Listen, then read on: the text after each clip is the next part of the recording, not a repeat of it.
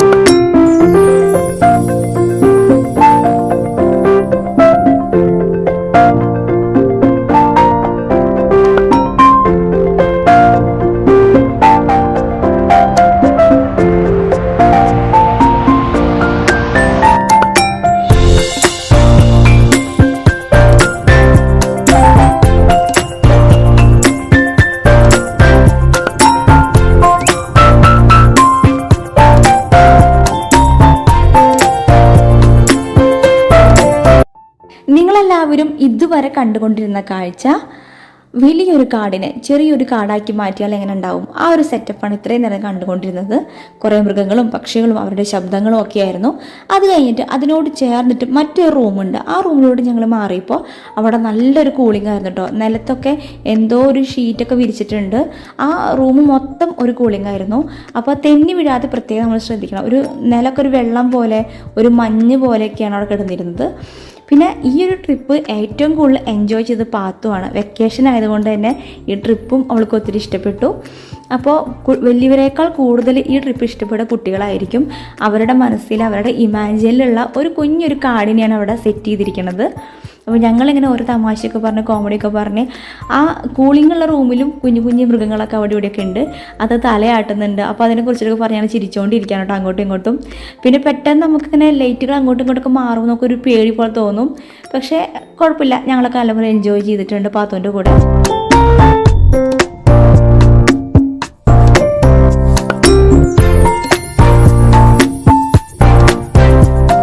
അവിടുത്തെ കാഴ്ചകളെല്ലാം കണ്ടു കഴിഞ്ഞ് പിന്നെ ഞങ്ങൾ നേരെ പോകുന്നത് 3ാമത് റൂമിലോട്ടാണ്. അവിടെയാണ് ഈ ഫുള്ളും പ്രേതങ്ങളാണ്, അവിടുത്തെ ശബ്ദങ്ങളും ഒക്കെ ഉണ്ട്. അപ്പോൾ പ്രേതങ്ങളെ മുഴുവൻ സെറ്റിട്ട് വെച്ചിട്ടാണ് പേടിപ്പിച്ച് ഞങ്ങളെ. പക്ഷേ അവിടെ എത്തിയപ്പോൾ എനിക്ക് വലിയ പേടിയൊന്നും തോന്നിയില്ല. ഒരു ചോപ്പ് ലൈറ്റ് ഉണ്ട്, പിന്നെ അവിടെ ഇവിടെയൊക്കെ കുറച്ച് അസ്ഥിക്കൂടങ്ങളുണ്ട്, പിന്നെ എന്തോ മറ്റേ ശവപ്പെട്ടി പോലത്തെ സംഭവങ്ങളൊക്കെ ഉണ്ട്. അതൊക്കെ തന്നെ, പ്രത്യേകിച്ച് കാണാനൊന്നുമില്ല. അപ്പോൾ അത് കുഞ്ഞു കുട്ടികൾക്ക് പേടിയാവും, വലിയവർക്ക് അങ്ങനെ പേടിയൊന്നും ആവില്ല കേട്ടോ. അങ്ങനെ അതും കണ്ടു. പിന്നെ ആ വഴിക്ക് തന്നെ നമുക്ക് പുറത്തോട്ട് ഇറങ്ങാനുള്ള വാതിലുണ്ട്. വേണമെങ്കിൽ അതിൽ കൂടെ ഇറങ്ങാം. അല്ലാതെ നമുക്ക് വീണ്ടും കാണണമെന്നുണ്ടെങ്കിൽ തിരിച്ച് വീണ്ടും റിപ്പീറ്റ് അടിച്ചിട്ട് നമുക്ക് ആ വന്ന വഴി കൂടെ തിരിച്ചു പോരാൻ പറ്റും കേട്ടോ.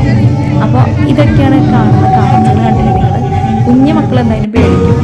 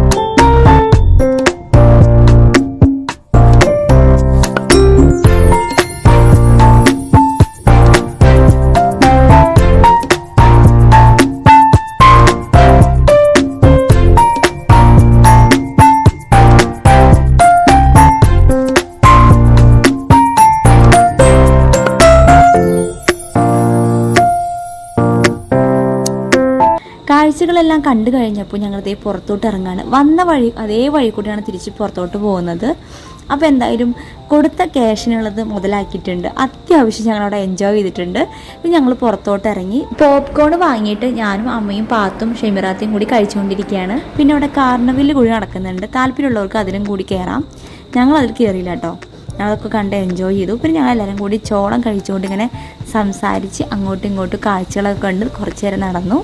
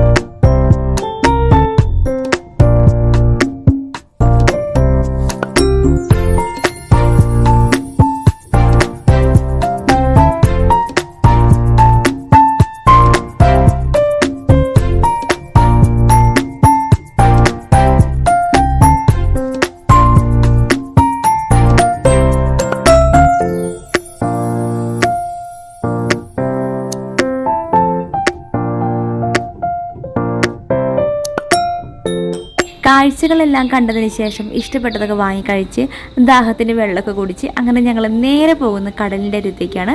കടലിനോട് ചേർന്നിട്ടൊരു കുഞ്ഞു പാർക്കുണ്ട്. കുറേ പേര് അവിടെ ഇരുന്ന് എൻജോയ് ചെയ്യുന്നുണ്ട്.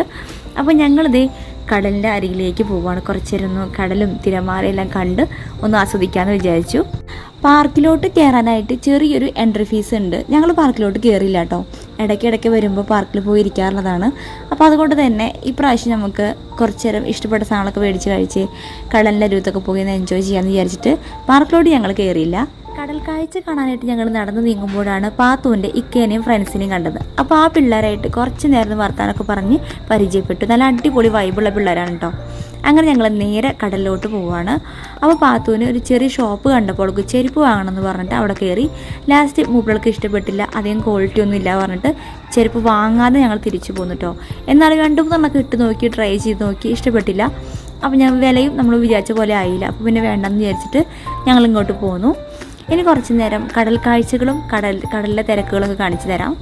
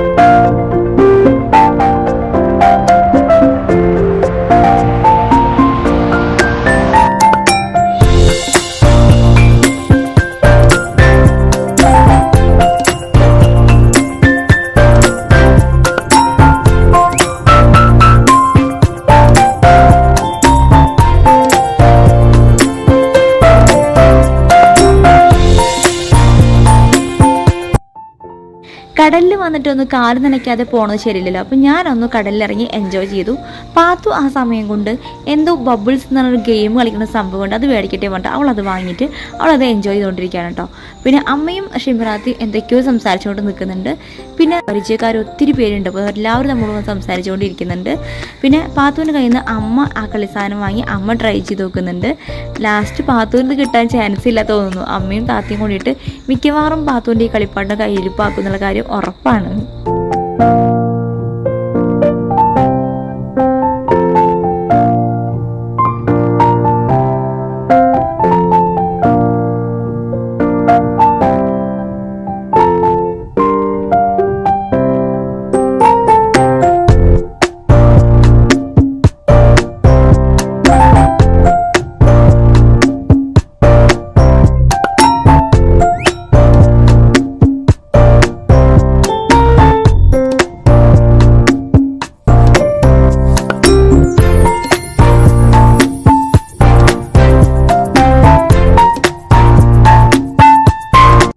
അപ്പോൾ ഇത്രയൊക്കെയുള്ളൂ ഞങ്ങളുടെ ട്രിപ്പിൻ്റെ വിശേഷങ്ങൾ. വെക്കേഷൻ ചെറിയ രീതിയിൽ അങ്ങനെ അടിച്ചു പൊളിച്ചെന്ന് പറയാം.